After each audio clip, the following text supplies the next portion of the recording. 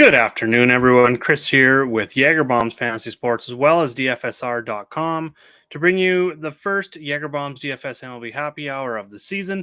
If you want to go back and kind of get a little bit of a breakdown of the sheet, what there is on it, what stats I use, what all the tabs mean, all that sort of stuff, you can go back to the opening day video. It was a pre-recorded show.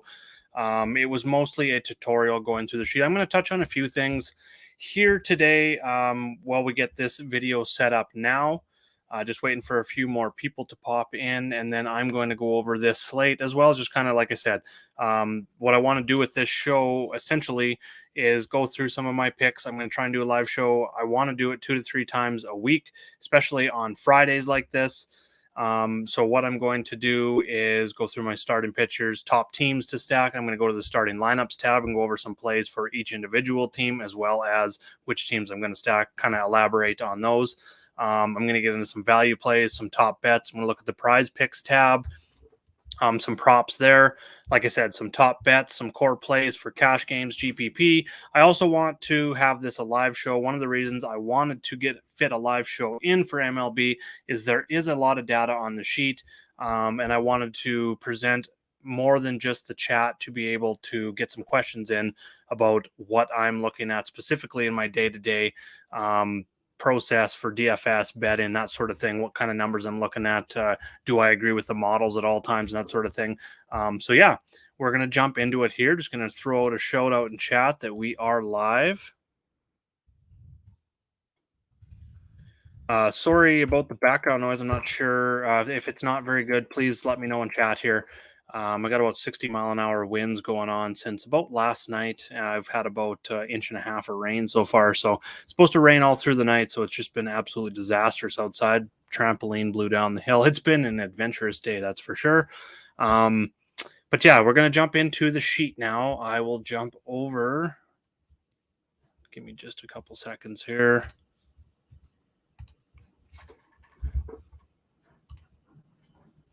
Wayne, how's it going? Thanks for tuning in. I really appreciate it. Dane here for happy hour as well. How's it going, buddy? Thanks for tuning in, you guys. Fire off any questions you got in chat. With that, I'm just going to jump right in. We're going to have a look at the sheet here.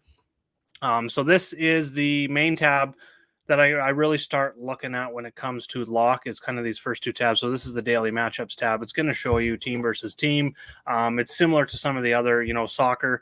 We have a setup quite like this as well. It's a nice view, especially from a betting perspective. This is one of the main tabs I will use for betting because it allows you to see both teams' starting pitchers, stats, team stats, records, winning streak, as you can see up here at the top, starting lineups for both teams as well.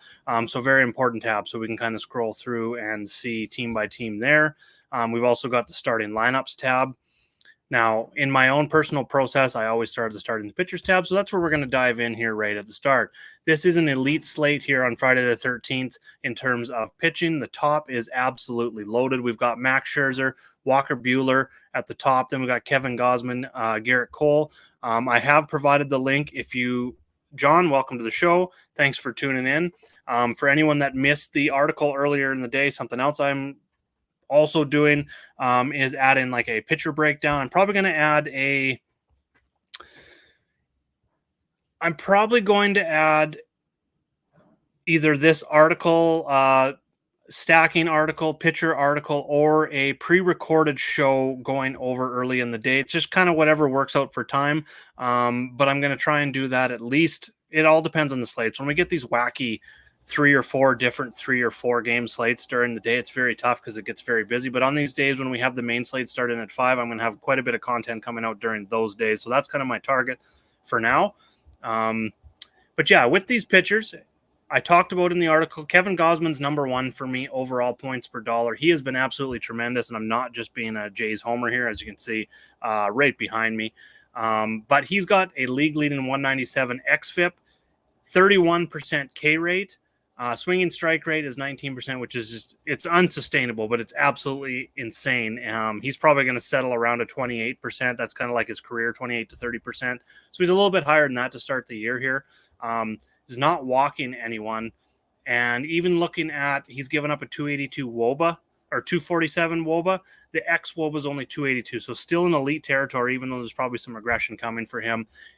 what I like most is the game's a 7 total, so it's the lowest total on the slate, and he faces Tampa Bay, who's striking out around 26% versus righties 24% overall. So you get a lot of that. I think we can get probably in that a nice floor of 6 to 8 strikeouts from Gausman tonight. Hopefully the win here as well. Vegas thinks it's going to be a close game, so that's kind of the downfall with Gausman. Garrett Cole, I like since those first 3 starts when he was absolutely terrible, and I just want to bring that up here real quick. I wanted to have fan graphs. This is one of the main sites that I use. Dane, I'm going to get to that Silseth starting pitcher 2 question here shortly. As of now, I'm not going to, and I'm going to jump into the reasons why here shortly. But looking at Garrett Cole here specifically, first 3 starts were very rough. We thought we were going to see that narrative of him not having the sticky stuff. We thought that was going to go a lot longer, but he's rebounded in a huge way with a 33% K rate over his last 3 games. While he's given up 4, 5, and 5 hits, he's gone at least 6 twice going into the 7th inning. He's only allowed 1 earned run in that time, and it was a solo shot. So he's been absolutely insane. He's facing a White Sox team, unfortunately, who doesn't strike out a lot. So that's why I lean Gausman. We'll look at here versus righties. Specifically, it's a 6% gap between, which is huge in terms of an entire team. 6% gap in terms of K rate versus righties, and then overall it's a 4.5% gap there as well. So I got Gausman and then Cole. If you want to pay right up, Buehler is going to be GPP only for me. He's a really good pitcher. He's a minus 224 favorite. I don't like the matchup versus Philly. They've been a lot better as of late, and Buehler isn't really getting the elite strikeouts that Max and Gausman and Cole are getting. So he's kind of my 4th out of these 4 pitchers. And then Max would be, if you really want to go, the model loves him. He's number 2 in my model, minus 246, biggest favorite on the slate. He's an absolute beast. He's probably going into the 7th inning, 80-90% of his starts, which is nice. Highest K rate on the slate, 15% swing and strike rate, which stands out. Seattle has been plummeting down the standings, losing, I think it's 12 of their last 15 games overall. So I don't mind if you want to pay up for Max at 10-4. That's pretty cheap for him. He's probably, if this was played out in the beginning with Kershaw, got scratched after I did the article, of course. I think Scherzer should probably be the 11-2 and Buehler should be the 10-4 on DraftKings. I think they're kind of opposite there, whereas it's a little more fair on FanDuel. But 800 on FanDuel is easily my favorite, followed by Cole, then Scherzer. And then if I had to go, I would probably say Gausman, Scherzer, then Cole, just because of that Chicago White Sox K rate. And then starting pitcher 2, if you're not paying up, you don't have to tonight for paying up for both. Erod would be number 1 for me. He looked tremendous in his last start. He gets a tremendous matchup versus Baltimore, minus 152 favorite, 7.5 total. Like I said, he's been better as of late after a slow start to the season. It's more the matchup here as Baltimore strikes out almost 28% of the time versus lefties. They're below average overall in the season. They've been about league average, so a little bit better over the last 7 days. Strikeout rate is down a little bit, but at 7,100, he's probably an 8K pitcher. And I just like getting him at that price. So that's the SB2 that I'm going with. Dane, I know you mentioned Silseth, and he is one I wanted to bring up during the show, so just let me bring that up. Chase Silseth. All right, so he's making a pretty big jump here. He's a big favorite, not a real big favorite, but minus 153 versus Oakland, who's one of the, it's a great matchup. First of all, we've got him projected at 16.3, which I think is probably a little, if we look at, they're not showing Fangraphs usually shows a DK and FanDuel projection down here. But if we go and look just what he's been doing in the minors here so far this year, he's made 5 starts. He's gone 6 innings in each of his last starts. He's only allowed 3 earned runs in those starts. The walks have been good, and the K rate, 25 strikeouts in those 3 starts. So if he can get into even the 4th inning at his price, I think 5,500 makes a lot of sense as your SB2. I think I might even take a shot there in cash games. You're probably only going to see 60 to 70 pitches. It is nice. I feel a lot better about the high end of that 60 to 70 pitches than I do the low end after looking at what he has done so far in the minors, especially these last 3 starts going at least 6 innings, facing 20-plus batters and only giving up 3, 4, and 2 hits with those strikeouts to walk ratio. Looks like he's got pretty good command of the strike zone. So 5,500, if he has an even decent start, goes 4 innings, gives up 1 earned run, strikes out 4, walks 1, let's say, gives up 4 or 5 hits, something like that. We're only looking for about 10 to 12 DK points in cash, GPP 15. If he can get that 10 to 12 DK points, I think, if he was to make another start, let's say his next outing, he's probably going to be in the 6 to 6,500 range. So getting him at 5,500, almost priced as a reliever, which they've got about 4K usually for relievers. Yes, that does make sense. Dane, I do like going with Chase Silseth tonight with LA. Framber Valdez would be the final pitcher that I like here tonight. He kind of falls in that mid-range. I think a lot of people are going to be setting their lineups up with one of these 4 pitchers at the top. And then one of these, Erod is going to be popular, or possibly, I think Silseth may come in a little bit lower on because people don't know the name. Because we've also got Sonny Gray, who projects out kind of well as a favorite versus Cleveland right now. The K rate's been up there for him early in the season. Minnesota is a favorite here. I think that's mostly based on their offense versus Savali myself, so I'm not going there. But Erod and Silseth are going to get some ownership. Valdez falls right in the middle here. The only concern for me with him, he's an elite ground ball guy. The K rate and the swing and miss stuff is just terrible. Love the matchup, minus 154 favorite versus Washington. 84 WRC plus versus lefties. And again, the only issue I have here, and he's got to have not an actual perfect game, but he's got to have a perfect game plan to get any fantasy value out of him in compared to Erod, who's 1,100 less here. Because of the strikeouts. He doesn't strike out many batters. He's a 10% K rate, really low. Sorry, 10%. Let me back off there on that. 10% swing and strike rate is what I meant. But this is a slate. This is a team with a slate low swing or slate low K rate versus left, in their split. Less than 17% of the time they're striking out versus lefties. Washington is. So there's just a lot of risk there with Valdez. I don't think I'll be going there. For me, the SB2, if you're spending down, like I said, again, Erod and Silseth. Okay, we're going to move on. So every day after I go through my pitchers, I move on to the team stacks. Now this tab is going to show you run lines, teams, park factors, overall, the team overall batting overall for the season, last 7 days, home, road, left, right, and then, of course, the daily split so you can compare teams facing lefties and teams versus righties together on the same slate. So that's what I look at a lot for splits, but I do like to break down their splits as well. Then we've got the opponent pitchers, their stats overall, some advanced stats in there, their splits, and then the team's bullpen. Now, if you want to check out bullpen a little bit further, this is season bullpen. So if you want to go a little bit deeper into that, you can go to the team bullpen report. I'm actually going to, I wish I could sort this a little bit better. I need to add some stuff, some filters. So you can go and break down the bullpen for the season. I've got it sorted, and then you can see the last 7 days, how they performed on XFIP, home run to fly ball, K rate, walk rate, and whip. And then this one is especially good if you are in, season long, or if you're playing showdowns, especially. I know I got a lot of guys that play showdowns and like to use a reliever to, stack 5 bats. This has every team and their relievers and their stats in here, when they were last used, how many pitches they throw on those days. So make sure to check out that tab as well if you're kind of into the showdowns, or if you're using the sheet for your season-long leagues as well. I've also got ranks and stacks on here. Looks a little bit like this. Every position, top cash stacks, top pitchers. That is for members only. You're going to see most of that stuff here today on the live show anyway. But my teams that I like today, we've got the matchup in Colorado, which I think is going to draw, like it always does, the Coors narrative. I'm not as big on it. Run scoring's a little bit down. Over the last 4 years, going back to even 2018, the home runs have been there. They always will be. In the summertime, it's going to pick up. But the overall run scoring has really dropped year by year at Coors. Maybe it's because they're just getting worse as a team overall.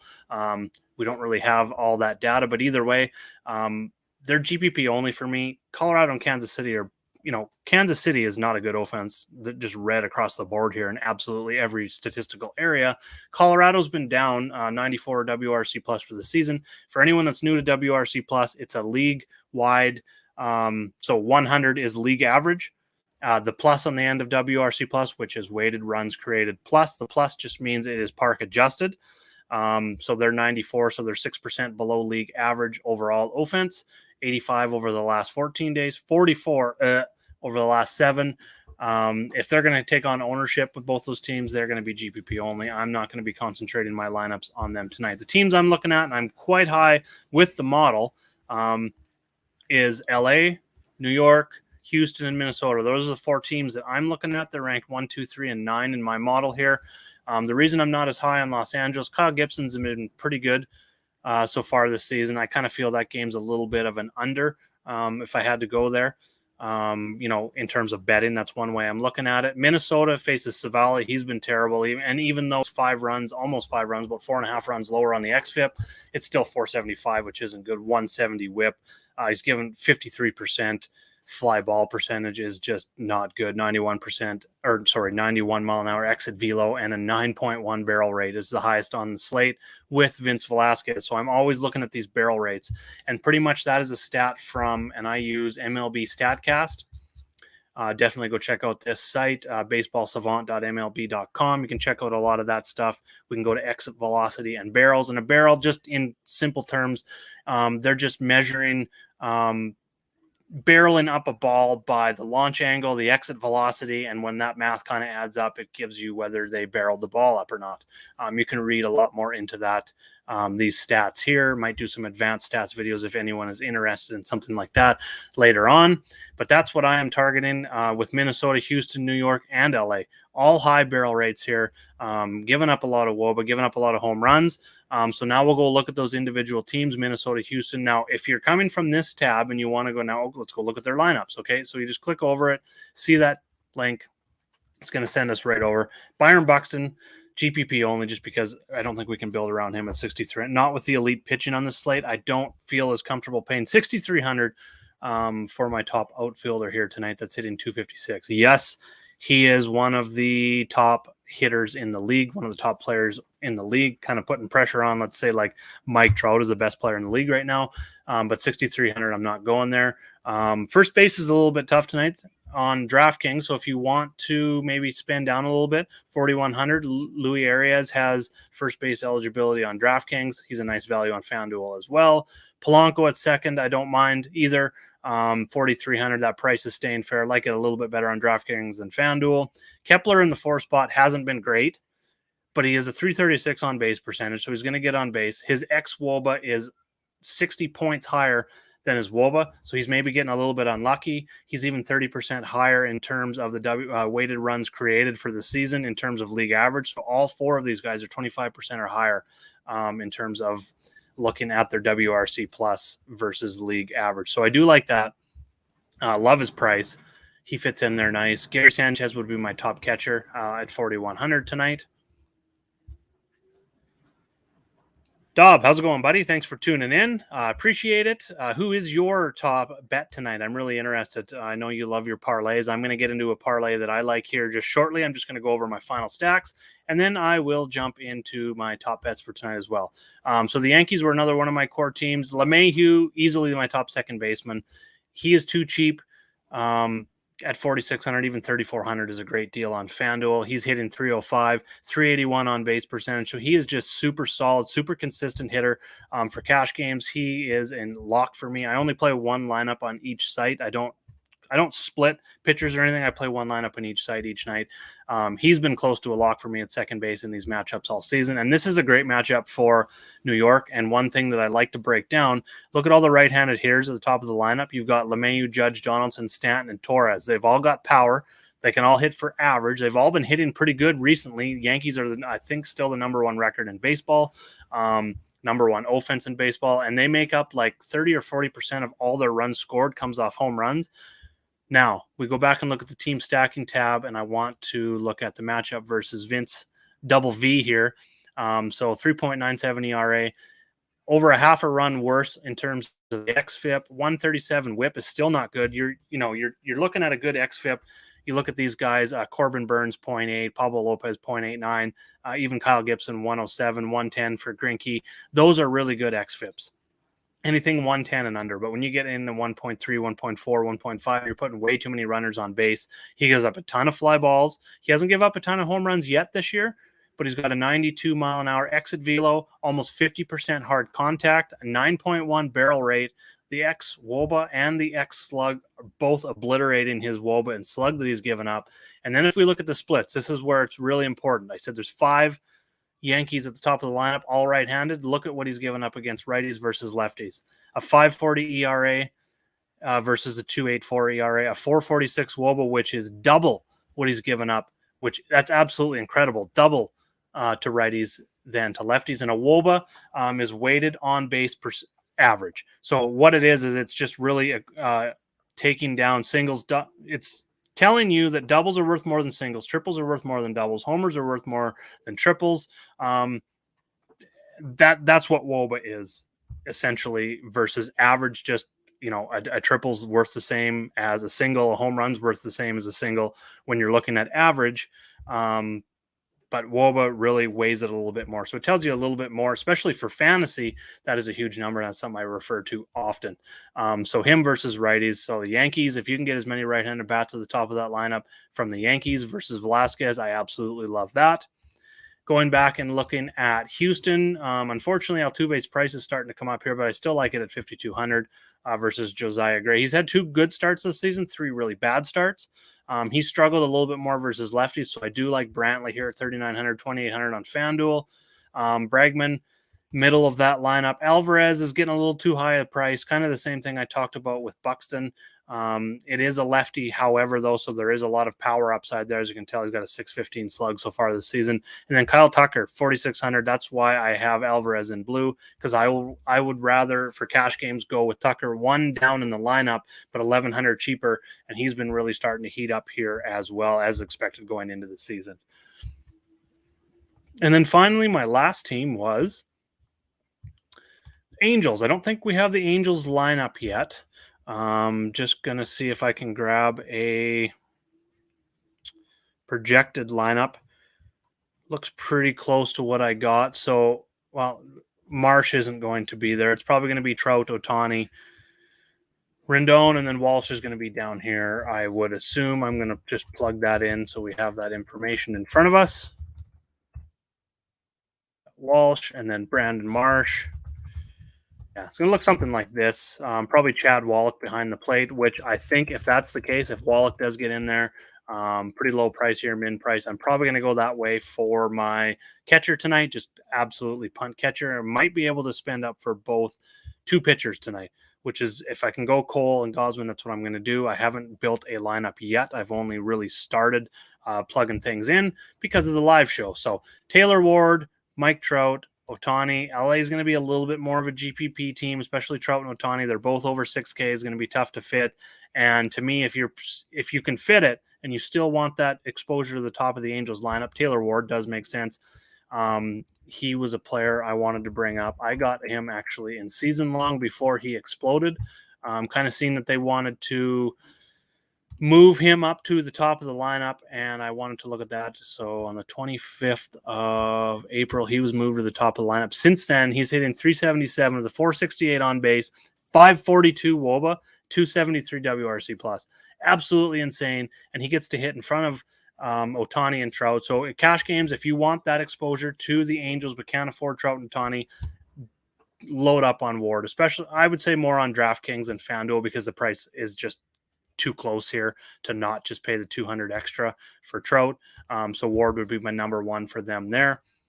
Like I said, Chad Wallach makes sense if you want a punt catcher, but we will wait for that starting line. And I've had people ask sometimes, well, what you're going to see on the sheet, things will go blank for a few seconds. So I wanted to quickly touch on that and what happens. So the starting lineups tab here is automatically populating. So every time a new lineup comes in, or multiple sometimes come in at a time, especially closer to lock, as that information, the feed uploads, you're going to see that gap. So that's where that comes from. And that's why, it looks like all the projections and all the players are gone for about, sometimes 5, 10 seconds, 15, upwards of 30 at times, but it will come back. It just means that another lineup is loading.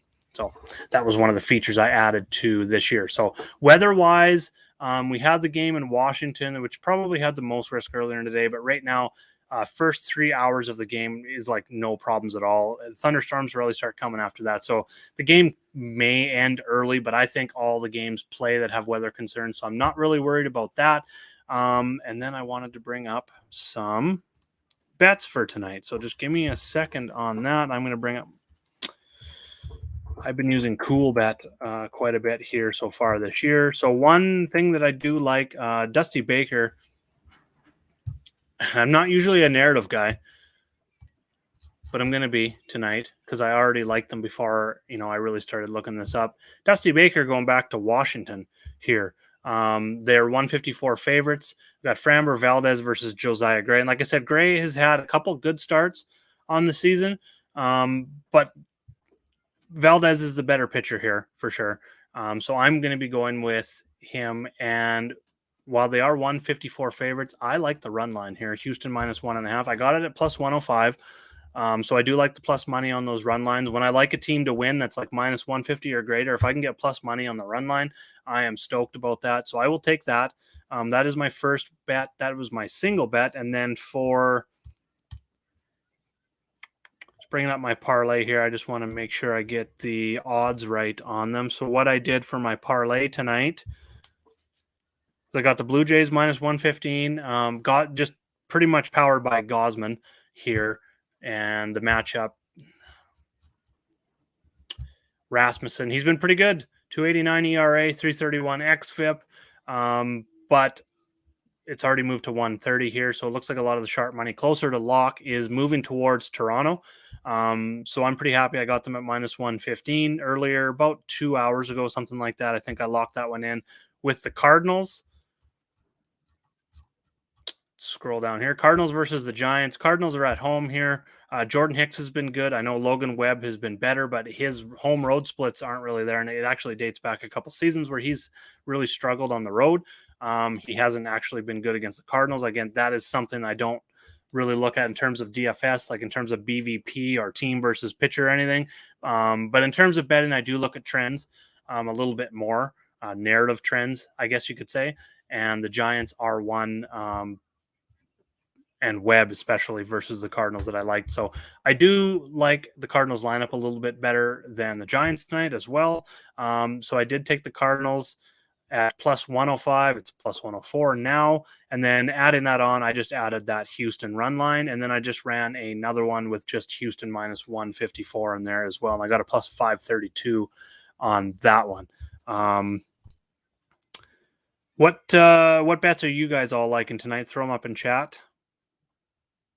You are later, Mike. Welcome to the show, though. Thank you for tuning in. I appreciate it. If you got any questions about the sheet, top plays, anything, I'm going to be wrapping this up in about 5 to 10 minutes here. I've gone over some DFS plays. I'm going to go finish my ranks here for members once I log off the show, so make sure to tune in to that ranks tab. I'm going to have my top 3 teams to stack up there, and then ranks at every position and top value plays in there as well. Looks like we've almost got all the lineups for the slate here tonight. Like I said, we're waiting on the Angels, and that's a key one. They're one of my core teams. As you can see here, it's not populated yet. That is the only one we're waiting, of course. They seem to always be late with that. But if you got any other questions, Carlos Santana. Okay, so there we go. John. Carlos Santana versus Brad Miller. So let's. Oh, I do like that Yankees half run first 5 innings, I think is what you have there. So yeah, I do like that. I'm not sure what the odds are on that. I think it would actually be pretty darn good. You're probably getting like what, a minus 140, minus 150, something like that on the Yankees first 5. I would think. I'm not 100%. They're minus 191, maybe more on a minus 6. Yeah. Okay. Awesome. Yeah, I'm on board with that for sure. With Garrett Cole, he's like I said, minus 105. Absolutely love that. To be honest with you, Velasquez, like I said, absolutely struggles versus righties, and the Yankees righties 1 through 5. Not so much Torres. He's been better as of late, but Judge, Stanton, LeMahieu, Donaldson's kind of up and down, but he's been better against righties and lefties as well. They're just stacked 1 through 5. I think I think you could play Yankees run line over first 5 as well, or Yankees run line overall. I think makes for a good bet here. Really high on the Yankees here tonight, as you can tell. Stanton for DFS, that price is just too low for him with with what we talked about with Velasquez struggling versus righties. So that's where I'm at there for sure. Line already moved. Yeah, people are on that for sure. Definitely like that. And then other ones, Minnesota, Cleveland. We got Sonny Gray and Savali. I think we could. A Minnesota run line is very interesting here. I think you probably get like plus 120 on something like that. Cleveland's been a pretty good baseball team despite their 500 record here, but Minnesota with Sonny Gray versus Savali, I think that's one minus 166. I'm not sure exactly what that number is going to be. I'm going to have a look at that one actually, because that is one that does stand out, because I did say anything over minus 150 is when I really start looking at those run line numbers. Pull up the MLB over here. I have trouble on my secondary screen. Okay, Minnesota run line. Well, is it not listed? Here we go. Plus 120. So it's a plus 120. I don't mind that. They're a bigger favorite than the run line that I ran with Houston. Was minus 154 on the money line. Minnesota's minus 166, but we're getting a plus 120. So it's a little bit more risky on that one. That's one that I might run maybe in like a parlay if I wanted. Maybe not a single off, but if you run those two run lines together, that's some pretty good odds, and then you're only risking 2 games there. Looking at Minnesota and Houston run lines together, I think makes sense as well. So that's a couple bets, and then finally, I've been updating the slide over here and look at the prize picks tabs. We got and it stopped populating. I don't know what happened there. There's the pitchers. Don't know why they hit it. I'll get that fixed here once the show's over. I've got that up here. So the projection is the FanDuel projection coming in on these pitchers. So you can kind of compare there. So it looks like Maley, you can maybe go on and over in terms of the projection. Then we can start looking at the prize picks K projection. And then I start comparing to the K percentage, which I see needs to be changed. Boom, there we go. So Corbin Burns is at 8. One I wanted to look at was Gosman. Yeah, he's at 7. Not really a fan of that 7 number because for the over 6.5, I'd probably be game on that one.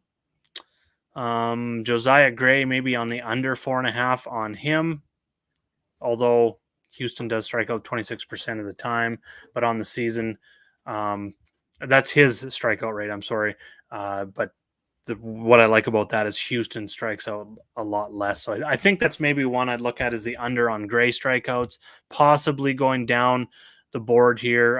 Velasquez under 4.5 makes sense to me as well with the Yankees. You could almost put Greinke at under 1.5. He just hasn't been striking out anyone. He hasn't allowed a lot of base runners, but just overall hasn't been great. Walker Buehler at 5.5. That's a very interesting one, seen as the last 7 days, Philly's striking out 28% of the time, 29% of the time almost here. So Walker Buehler over 5.5, I think I could add in there as well. All right, that kind of takes care of it. If we don't have any more questions, thank you all for tuning in. I'm going to be doing this live show for sure every Friday. I'm probably going to mix in, I think Tuesday is another day that's going to work out, just simply because we have a larger main slate starting at the 7 p.m. Eastern time slot.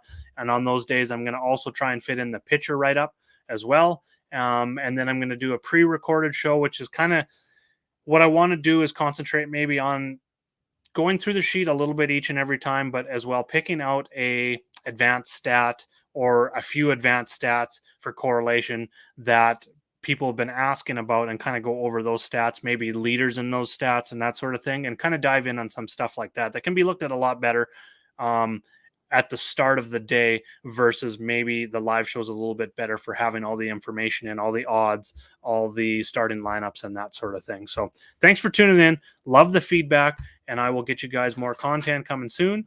Have a great night tonight, and I'll see you in Winning Picks later this evening. Cheers, everyone.